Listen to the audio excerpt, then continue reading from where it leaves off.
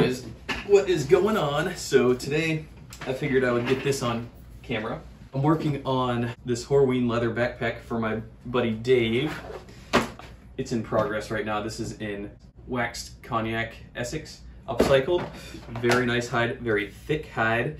Just got the straps done. But anyways, what I wanted to do today was set this project aside real quick because I actually just got in 2 new Horween hides from Maverick Leather. Very excited about this because these are the 2 hides that I initially set out to make bags out of from the get-go. I'm very excited today because this hide here, this is natural Dublin, and then I've got brown CHROMEXCEL. Oh wow, that's a really oily, waxy brown CHROMEXCEL. Yeah, I have to say, just offhand, you know, I've been comparing this Autumn Harvest Acadia leather to brown CHROMEXCEL, and it's got a very similar like pull-up effect. This brown CHROMEXCEL from Maverick Leather, this is going to be like second-hand CHROMEXCEL to my knowledge. This Autumn Harvest, I would say, I don't know, I might prefer the Autumn Harvest, honestly, to the brown CHROMEXCEL. This brown CHROMEXCEL, yeah, very waxy, almost overly waxed, whereas this Autumn Harvest is like perfect. It's perfectly waxed. It's got beautiful pull-up, and I mentioned this in a recent video. It's difficult to cut through. Like, this is some tough stuff.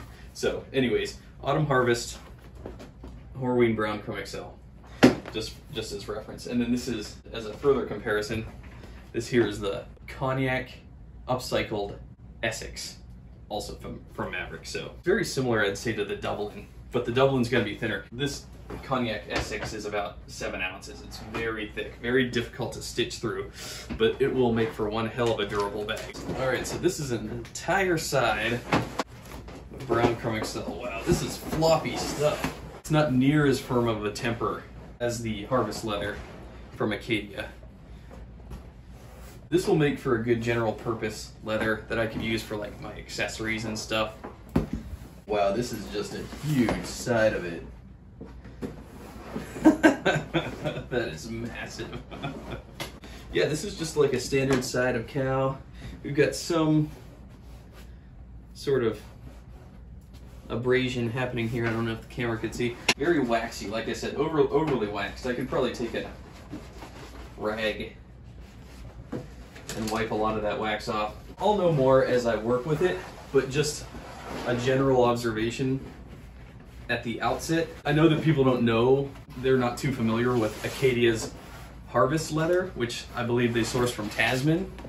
Just at my general observation is I might actually prefer that to this brown CHROMEXCEL. Again, you know, I love Horween, don't get me wrong, I'm not bashing Horween or anything, but if I had to pick one, I'd pick that Autumn Harvest over this. So let's look at the reason why we're all here, the Dublin. All right, now this, I'll make a bag for myself out of this stuff right here. This has got a medium temper, I would say. You leather experts out there, correct me if I'm wrong, but usually I get these flaps on the end. I think these might be neck area. A lot of loose grain there, so I chop a lot of this off. I don't use a lot of this. Where I'll get the most use is out of the main body. Randy, Wyatt's father, he explained to me that it's the parts of the skin that cover the animal's organs that is going to be the highest quality, the most supple, the densest, tightest fiber grain. That's where you'll find the best quality leather. So, but every hide is different. No 2 hides are identical, but yeah, just in general, you know, this Maverick stuff is pretty good. Like I said, this is Maverick's Horween is going to be second-hand stuff, so it's not going to be the top tier. Now, this side from, like, say, a different supplier, like OA Leather Supply, the Tannery Row, it'll cost double the amount of this. So this was like probably $130, $150, I want to say. So OA Leather Supplies is going to be a lot more expensive, but it'll be a much more choice cut. You know, if you judge each leather by the specific specimen or piece that you have and not by the category. Let's see how this goes.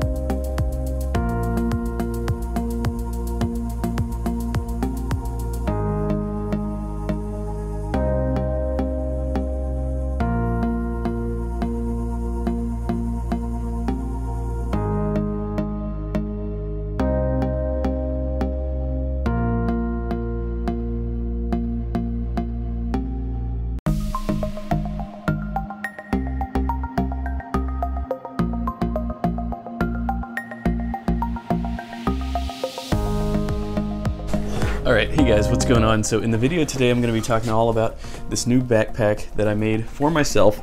This is actually the bag that I had in mind when I started leather crafting. My vision was to do a body in natural Dublin or something of the like, and then I wanted to do all the components and accessories in brown CHROMEXCEL. And so that's what I managed to do, and I changed some things up with the design on this one. I sourced both the natural Dublin and the brown CHROMEXCEL from Maverick Leather Company.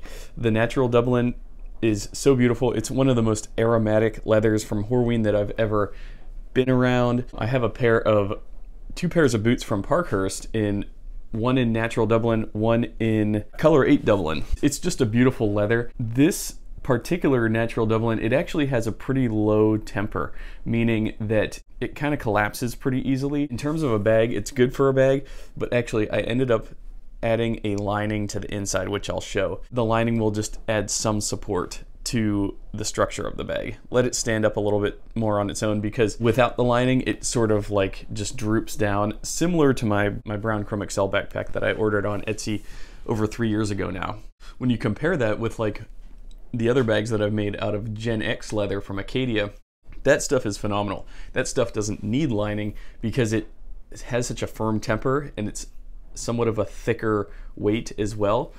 It basically comes with lining built into the leather already. That's kind of how I think about it. When you're dealing with different leathers, they all have different weights, and then they also have different tempers, different firmness. What that means is every leather that you use is going to create a different type of a bag. The Gen X bags, like I said, they stand up, they have such a firm temper, they're beautiful, very tight grain, whereas this natural Dublin, it's a beautiful leather, I love it, but it is very much a drapier leather. So again, that's why I added the lining. And then let's talk about a little bit about this outer cargo compartment. So up till now, I've been doing all outer pocket flaps just on the outside, just to give a little bit of room for you to throw something in there. That's how my bag from Etsy came. It's just a flap just stitched on the outside. This one, I actually built a separate compartment. There's a lot more labor involved in this design, but what I did was I take one strip of leather, it's about 24 inches long, of brown CHROMEXCEL. I think it's about 7.5 or 8 inches wide. And that single strip serves as the back, the front, as well as the top flap. It's all three of those components in one. So really all I have to do is stitch 2 additional components on the sides to create the volume. And so each one of these sides is about 2 inches wide, and I just stitch those. And then what I do is I add this strap and buckle to it to create a nice secure enclosure. And so that way the pouch is fully waterproof. The outer flap fully covers the top of it so that it can rain, no water is going to get in there. And then yeah, you got plenty of space on the inside of there for, you know, just throwing other types of things in there. You could throw your cell phone, your wallet.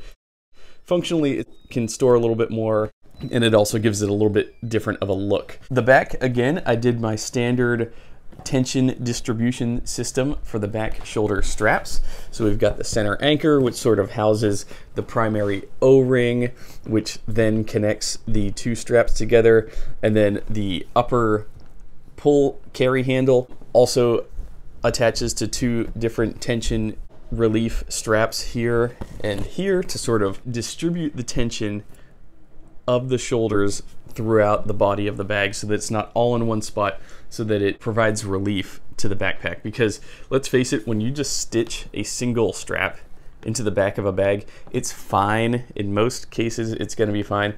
But if there's any points of failure, those could rip out potentially. So that's why I design it like this. It just gives a lot more support, and it's a lot more comfortable to wear.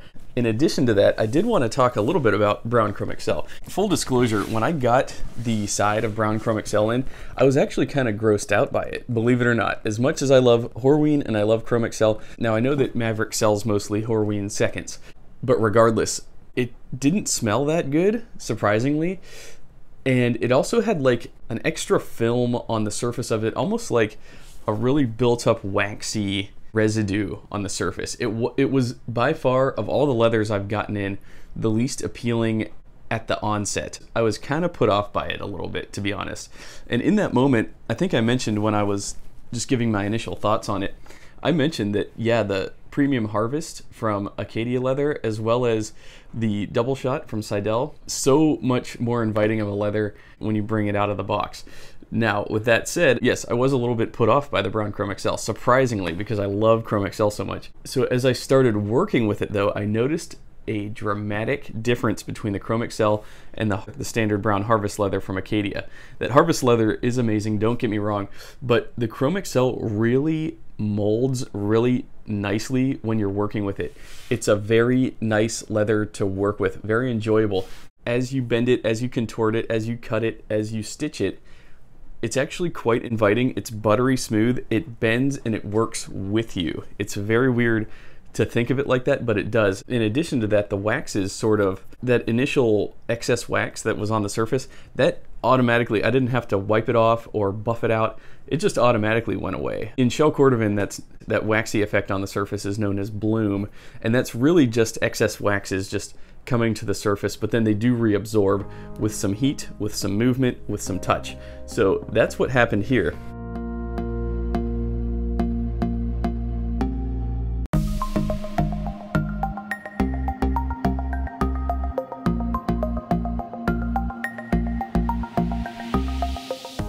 I really am pleased with how this outer compartment turned out. When I put it together and when it was done, it really has such a nice, luxurious, almost regal appearance about it, if that makes sense. I mean, just look at it. It sort of has a very sort of overwhelming presence about it. I really like it. For my respect to go up for CHROMEXCEL, it had to go down a little bit first. When it went down, I was a little disappointed. You know, I thought, oh, CHROMEXCEL, that sucks, because I loved it so much. But after working with it for the first time, I have to say I am very impressed by CHROMEXCEL, even more so. Phil from Ashland Leather, he says that Horween shrinks it down by about 30%, which, you know, isn't ideal for the tannery. They're losing money that way. But from what I can tell, Horween really does something different to CHROMEXCEL to create this type of a leather. Moving on, so yeah, brown CHROMEXCEL on the base. Natural DUBLIN everywhere else. I did the double enclosure strap. Again, I really like the look of that. And this CHROMEXCEL really makes nice straps too. They're so luxurious. They just slide in and out effortlessly. For the top support strap, I think this is a full inch wide of CHROMEXCEL, double stitched. And then once I started working with the bag, and again, I'm field testing all my stuff right now, so I'm learning as I go.